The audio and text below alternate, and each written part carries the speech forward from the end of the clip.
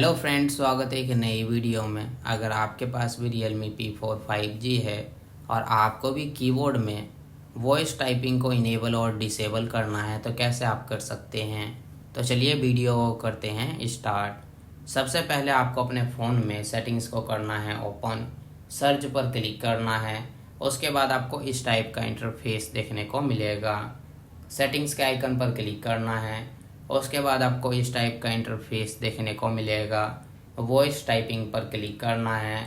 Voice typing का option मिलेगा, right side में स्विच मिलेगा। अगर आपको वॉइस टाइपिंग को डिसेबल करना है, स्विच पर क्लिक करके डिसेबल कर लेंगे।